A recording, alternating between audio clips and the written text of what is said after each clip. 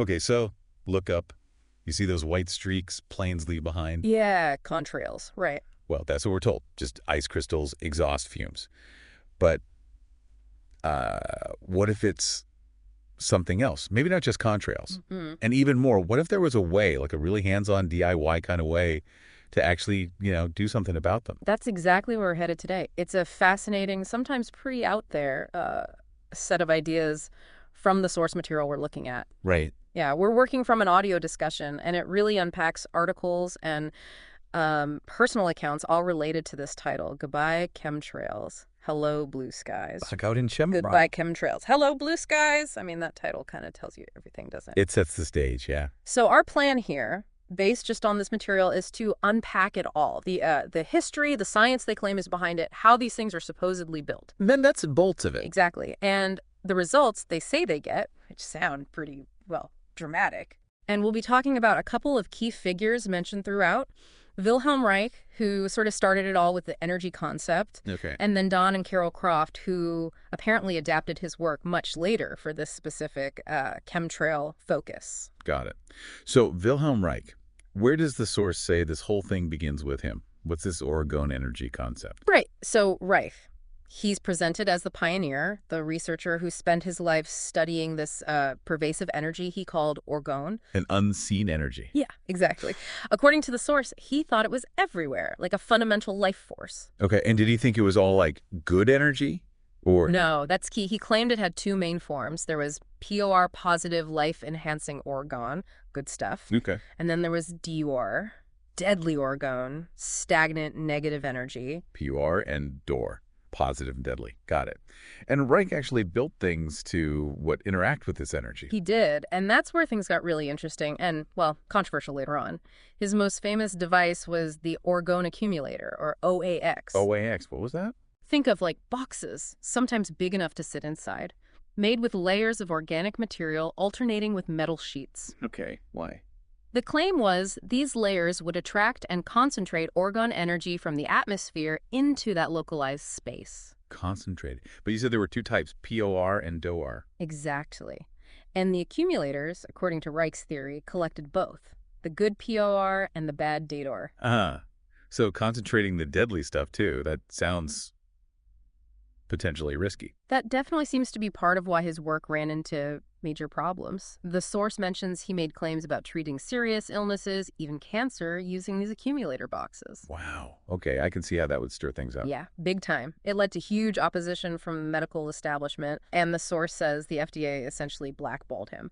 Very controversial figure. Right, so the accumulator boxes were one thing. Did he do anything else with orgone, like maybe related to the atmosphere directly? He did. He developed something called the Cloudbuster, his original Cloudbuster. Cloudbuster, what was that like? Apparently, it was much simpler in structure, often described as looking kind of like a set of pipes sticking up, like a lawn pipe array. Oh. And the idea was it could be used to influence or direct the orgone energy in the atmosphere. Okay, so Reich gives us orgone energy, POR, DOR, the accumulators collecting both, and the original Cloudbuster for the atmosphere. How do we get from that to the Chembuster and Goodbye Chemtrails? Who are Don and Carol Croft in this story? Right, so Don and Carol Croft, they're presented in the material as taking Reich's basic concepts, but modifying them pretty heavily for, well, what they saw as a modern issue. Chemtrails. Exactly. And the source relies a lot on their own documented experiences, specifically a journal they kept called The Adventures of Don and Carol Croft, which apparently covers from about 2001 to 2016. Okay, adventures. So what got Don Croft interested in building these kinds of devices? Was it Reich's work directly? The story in the source is that he first encountered something described as a radionics-type device. And the key thing was it contained metal shavings mixed into epoxy resin. Metal shavings and resin. Why was that significant? Apparently, seeing that combination reminded him of something Reich himself had observed. Which was? Reich had noted that mixing organic materials, like resin, with inorganic materials, like metal shavings, created a sort of dynamic interaction with orgone energy, a process of attracting it and then immediately reflecting it away. Okay, attracting and reflecting. How is that different from Reich's accumulators, which just gathered it? Well, this is presented as the big leap, the key difference. Don Croft and others started developing what they called an orgone generator, or sometimes just organ. Orgone generator. And the crucial claim here unlike Reich's accumulator, is that this generator doesn't just collect the energy, it supposedly transmutes the negative DOR energy. It changes it, neutralizes it, turns it into the positive POR. Ah, okay. So it's not just gathering both good and bad, it's actively changing the bad into good. That's the core claim. A transmutation process, not just accumulation. And the Chembuster. Is that where this new principle meets Reich's atmospheric device? Exactly. The innovation, as presented, was combining this Dior transmuting matrix, the metal shavings and resin mix, with the basic structure of Reich's cloudbuster pipes, which were already designed to interact with the atmosphere. So the base changes the energy, the pipes aim it upwards. Makes sense if you're targeting something in the sky. Right. And they specifically called this hybrid device a Chembuster.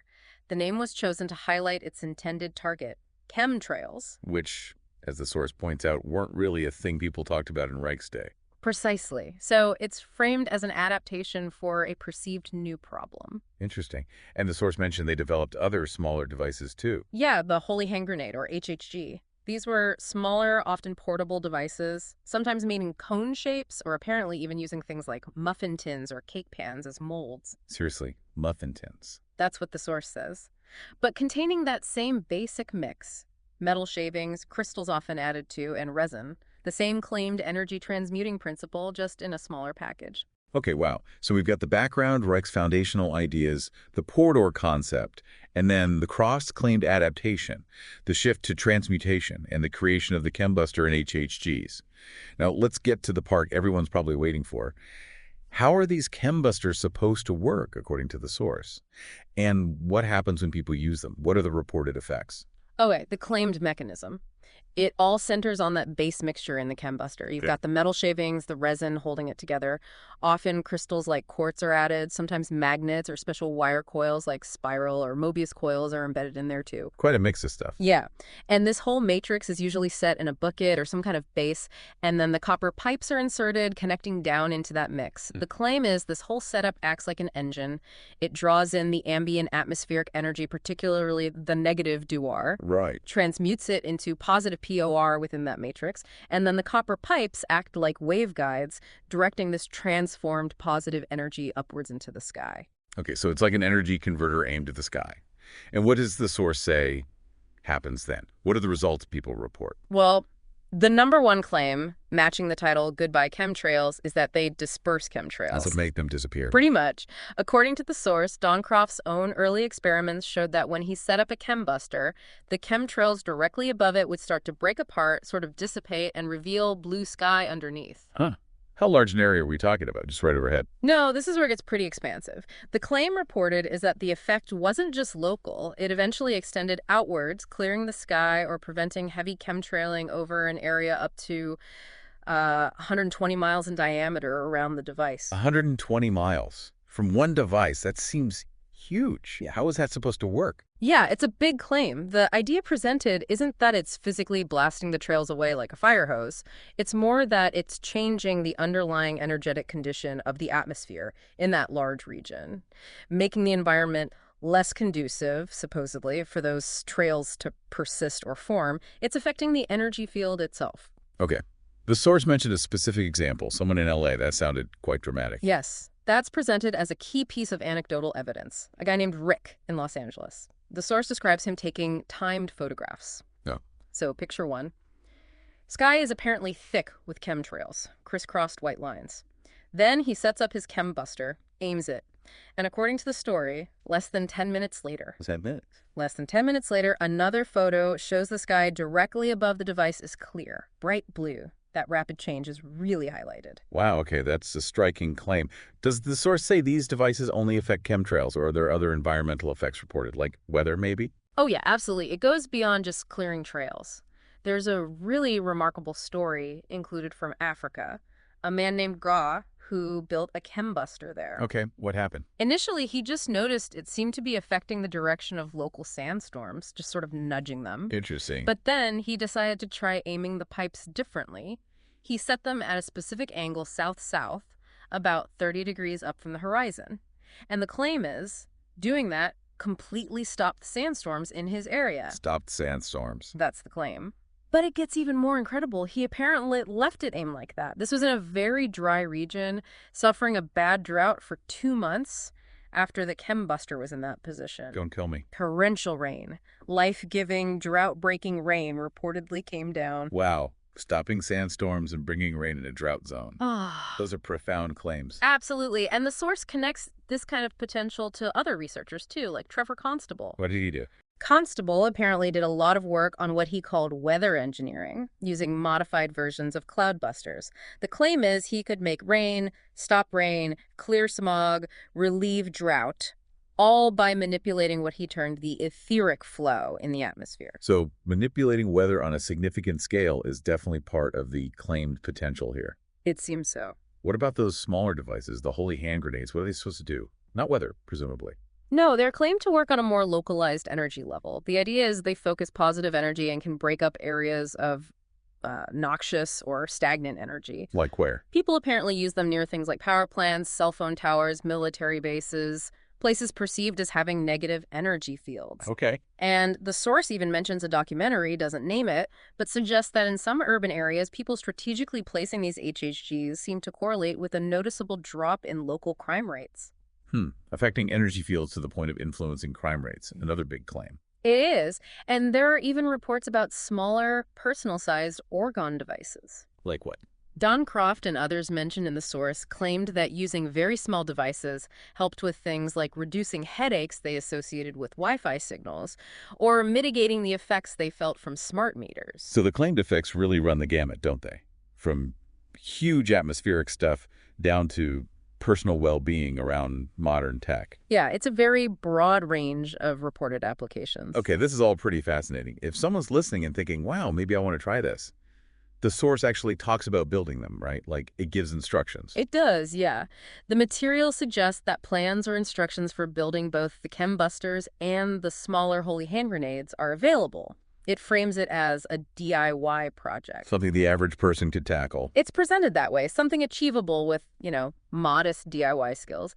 They even give a ballpark cost estimate around $150. $150 for something claimed to affect weather. Well, they do add a caveat that the price of copper, which is a main component for the pipes, can fluctuate quite a bit. The source even throws in a comment about copper prices sometimes being linked to geopolitical stuff and military demand. Right, okay. So it's presented as buildable, Yeah. but, and this seems really important, the source doesn't treat this lightly. There are some serious warnings included, aren't there? Oh, absolutely crucial warnings. This isn't portrayed as playing with toys. Not at all. What kind of warnings? The source recounts a really sobering story, apparently relayed by Trevor Constable, about someone who worked with Reich back in the 50s, a man named Robert McCullough. What happened to him? He was helping Reich operate an original cloudbuster out in the Arizona desert. Now, the source notes that deserts are believed to have very high concentrations of dior, the negative orgone, in the atmosphere, makes them powerful places for this work, but also potentially more dangerous. Okay. And McCullough, according to the story, accidentally brushed his bare leg against one of the active cloudbuster pipes. Oh, no. The result was apparently devastating. He was severely injured, left paralyzed on one side of his body, had to walk with a limp and use a cane for the rest of his life, just from that accidental contact. Good grief. That's terrifying. So the older Reich-style devices, the ones that just accumulate energy, are potentially really dangerous. That's the strong implication, because they gather both POR and DOR, and in a high-DOR environment like a desert, they could become dangerously charged with negative energy. Okay. Now, the source claims the chembuster, the Croft design, is different because it transmutes the DOR, right? So is it considered safer? It's claimed to be significantly less dangerous for that very reason. The transmutation principle is supposed to prevent that buildup of raw DOR. However, There's still a warning. yes, there's still a warning based on reported experiences with the chembuster itself. What's that? One account mentions someone getting a really bad headache just from touching the pipes of an active chembuster after it had been running for a while.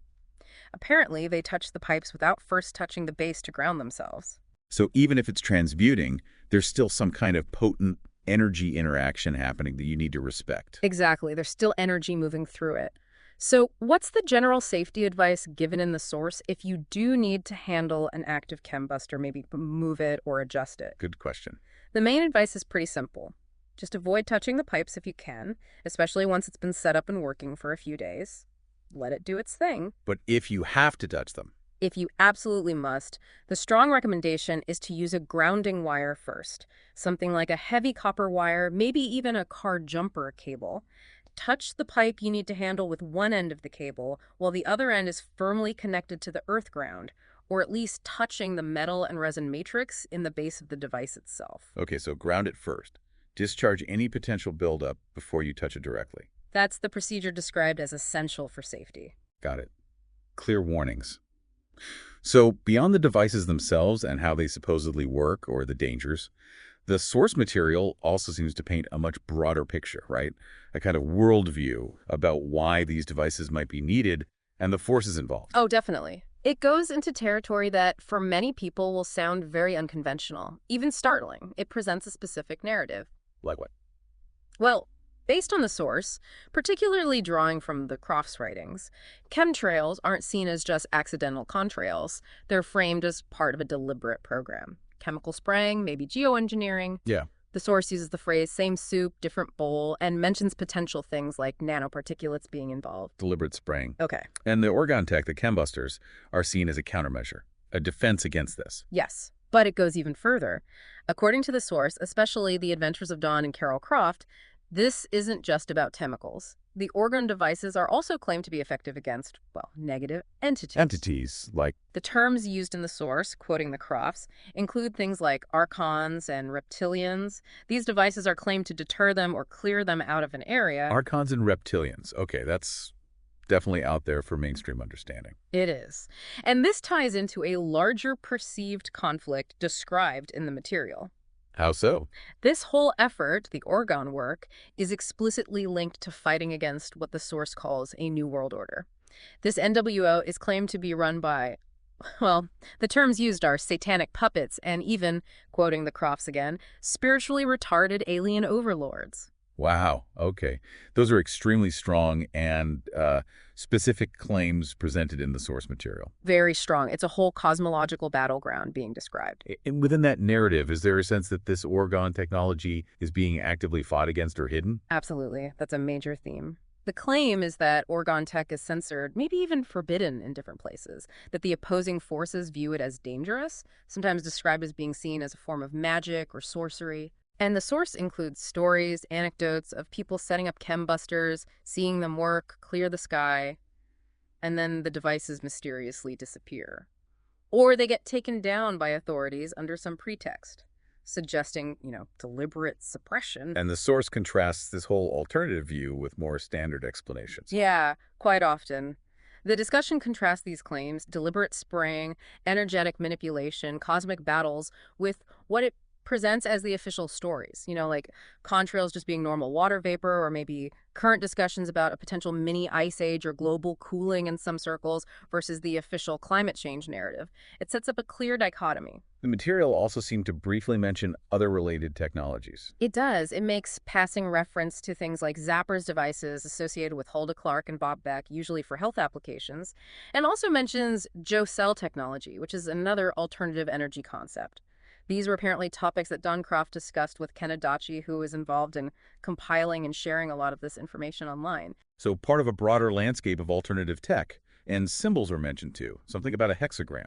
That's right. The source points out that the hexagram symbol, the six-pointed star, is sometimes used in the construction of the chembuster base matrix. Isn't that symbol sometimes associated with darker practices? Exactly. The source commentary notes that historical association with things like black magic.